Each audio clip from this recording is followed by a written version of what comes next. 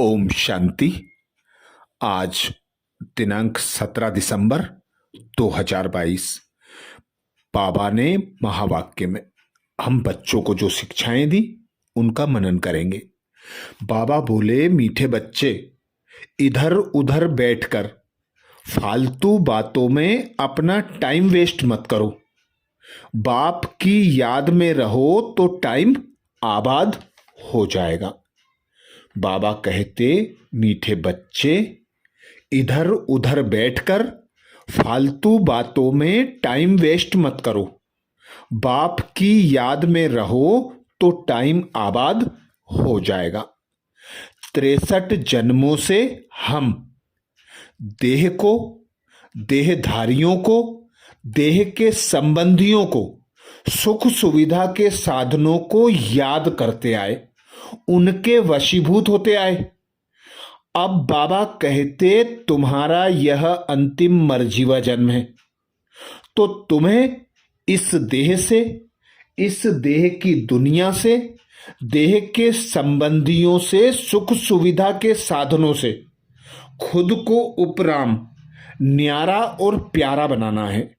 अर्थात अब तक जो कहा सुना देखा, अपना टाइम व्यर्थ में वेस्ट किया, पाया कुछ नहीं। अब बाबा आया है गति दाता, सदगति दाता, प्राप्तियां कराने वाला, वर्षा देने वाला पिता निराकार परमात्मा। इस भारत भूमि पर आकर ब्रह्मा तन का आधार लेकर हम बच्चे जो अब तक उल्टे लटके हुए थे, हमें सुलटा करने के लिए आया। तमो प्रधान से सतो प्रधान बनाने आया। तो बाबा कहते, अब इधर उधर की बातों में टाइम, शक्ति और समय और अपना धन, अपनी मेहनत वेस्ट मत करो। अर्थात अब तक जो कुछ वेस्ट किया वह वेस्ट नहीं करना है। अब एक बाप की याद में रहकर अपना टाइम सफल करना है, क्योंकि एक बाप की याद से ही विकर्म विनाश होंगे। एक बाप की सेवा से ही हम बच्चे तमो प्रधान से सतो प्रधान बन सकेंगे, ऊंच पद को पा सकेंगे। इसीलिए बाबा कहते, जो करेगा और जितना करेगा उतना पाएगा। जितनी सर्विस करेगा वही 21 जन्मों के लिए उच्च प्रारब्ध बना पाएगा। परंतु किसकी तकदीर में नहीं, तो बाबा कहते कुछ नहीं कर सकते। हे बहुत सहज, दिन प्रतिदिन बाबा हम बच्चों को अच्छी अच्छी पॉइंट सुनाते रहते हैं और कहते हैं, जितनी झोली भरनी हो भर लो। यह जो संगम युग है, प्राप्तियों का युग है। यह अपने को मालूम पड़ जाता है कि हम बाबा से कितना वर्षा ले रहे हैं, बाबा की श्रीमत पर कितना चल रहे हैं, अपना टाइम कितना सफल कर रहे हैं और कितना वेस्ट कर रहे हैं। तो झरमुई झगमुई में अब टाइम वेस्ट नहीं करना है। बाबा कहते, भक्ति मार्ग में बहुत टाइम वेस्ट किया, एनर्जी वेस्ट की, पैसे भी बर्बाद किए और मेहनत भी बर्बाद की। अब बाबा हम बच्चों को आबाद बनाने के लिए आया।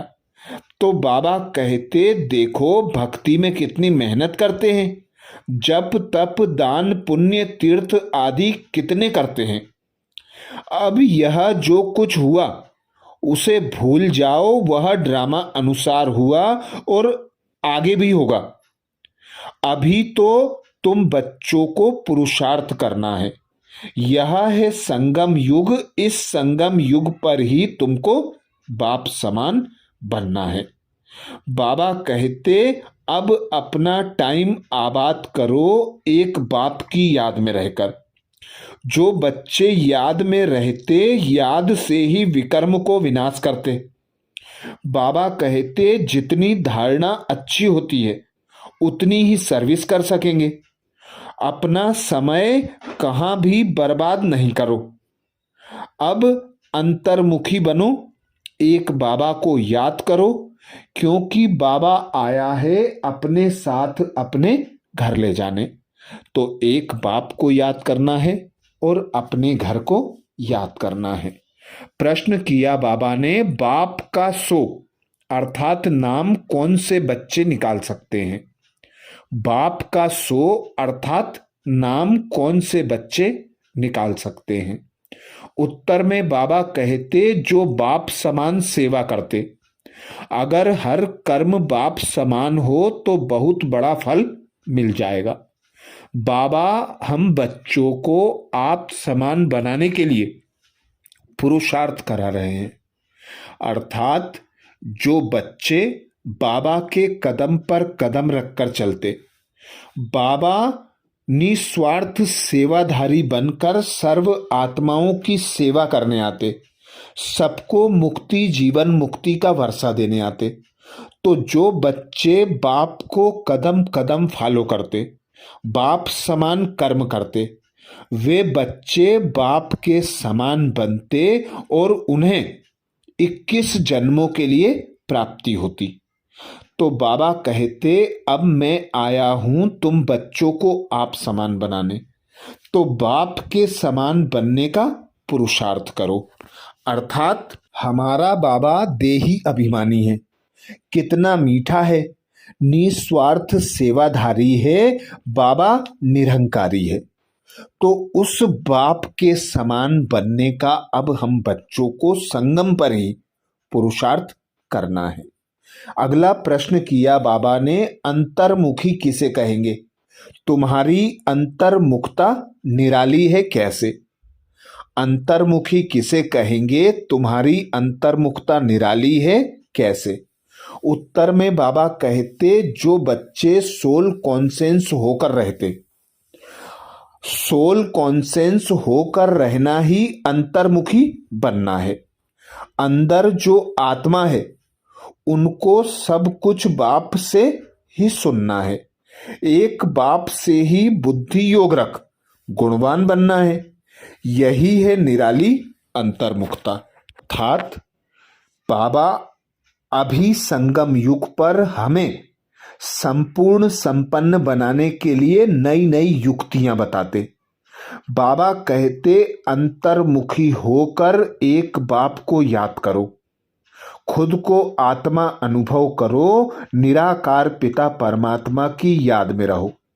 तो तुम्हारा पिता ज्ञान का सागर, गुण का सागर, शक्तियों का सागर है। जब तुम अपने बाबा को अंतर्मुखी रहकर याद करोगे तो बाप के समान गुणवान, शक्तिवान और ज्ञानवान बन जाएंगे। तो यह जो अंतर्मुखता है, इस अंतर्मुखता के आधार पर ही बाबा कहते तुम प्राप्तियां करते हो। यही निराली अंतर्मुखता है। इसीलिए बाबा कहते, यह निश्चय करना है कि हम आत्माओं को बाप समझा रहे हैं कि बच्चे तुमको सोल कॉन्सेंस होकर रहना है। सच्चा सच्चा अंतर्मुख इसको कहा जाता है। हमारे अंतर्मुख होने की बातें ही निराली हैं। अंदर जो आत्मा है उनको सब कुछ बाप से ही सुनना है। बाप प्यार से बच्चों को बार बार समझाते हैं।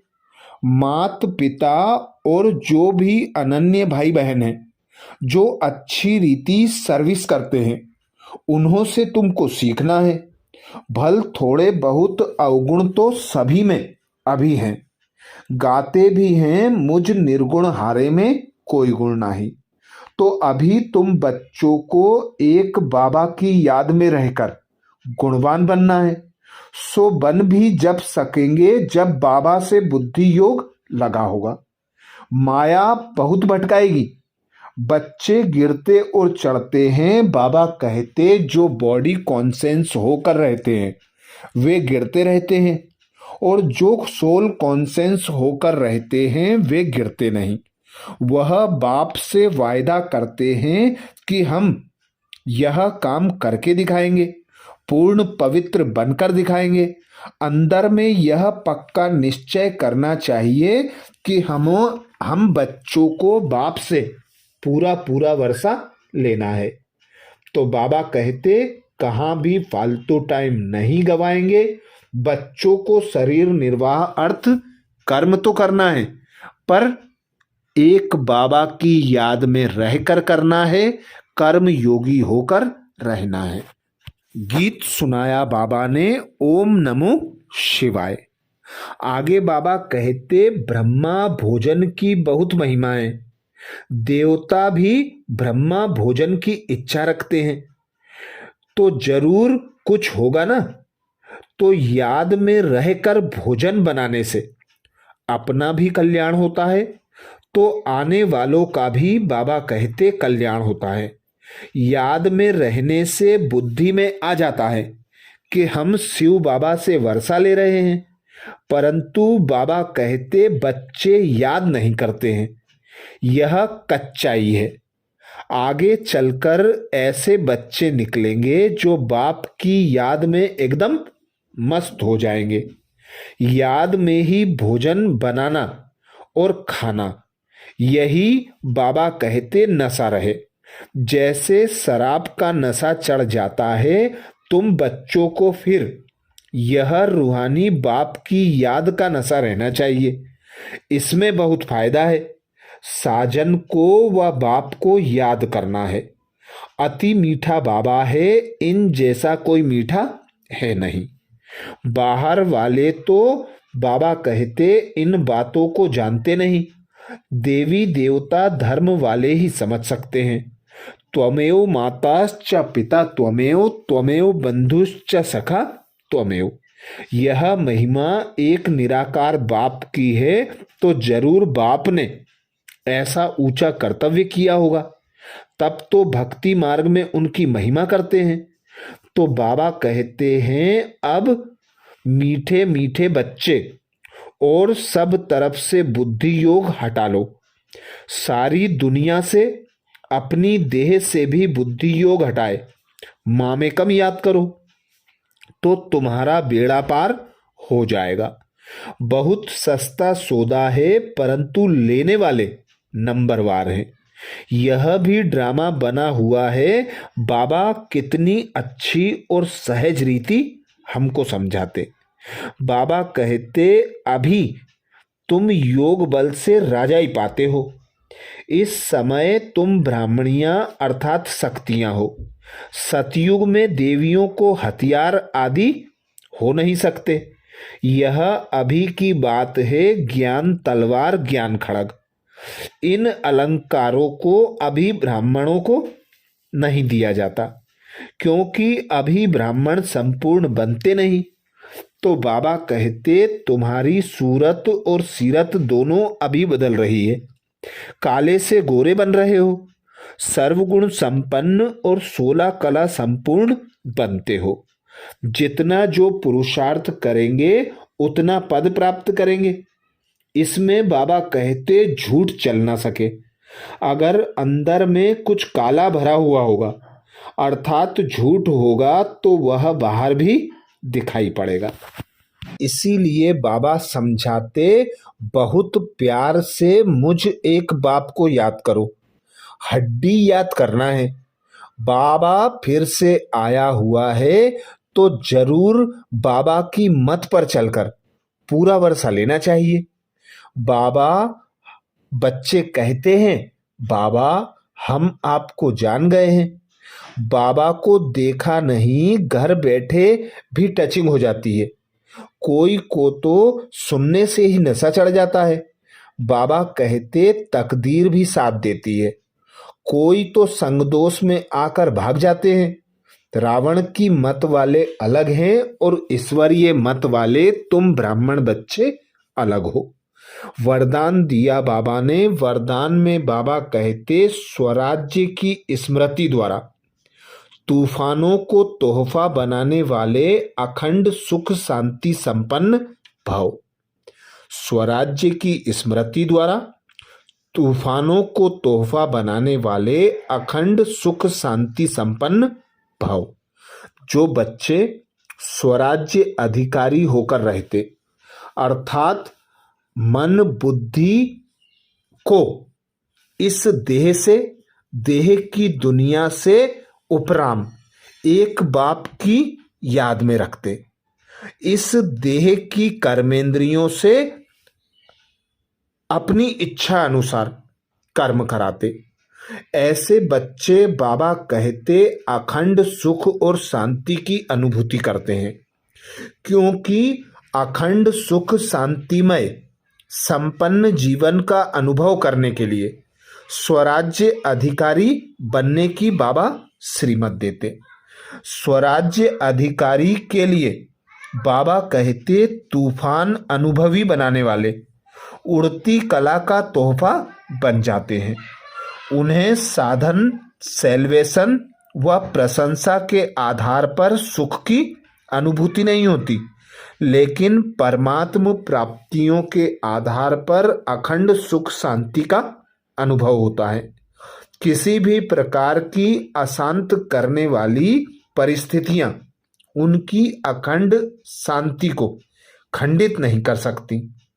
अर्थात सदा एक बाप से सर्व संबंधों की अनुभूति करते, एक बाप से सर्व प्राप्तियां करते, सदा एक बाप की याद में रहकर कर्म करते। ऐसे बच्चे बाबा कहते तूफानों को भी तोहफा बना लेते हैं और अतीन्द्रिय सुख की अनुभूति करते हैं। स्लोगन में बाबा कहते सदा भरपूरता का अनुभव करना है तो दुआएं दो और दुआएं लो। सदा भरपूरता का अनुभव करना है तो दुआएं दो और दुआएं लो। बाबा कहते ब्राह्मणों का गायन है देने में ही लेना समाया है। तो जो बच्चे सर्व आत्माओं के प्रति समान दृष्टिवृत्ति रखते, शुभ भावना शुभ कामना रखते, सर्व को दुआएं देते, तो रिटर्न में उन बच्चों को भी दुआएं प्राप्त होती हैं। उन्हें हमेशा भरपूरता की अनुभूति होती है। इसीलिए बाबा कहते जितनी दुआएं दे सको दो, क्योंकि देने में ही लेना समाया है। अच्छा, ये थे बाबा के महावाक्य। ओम शांति।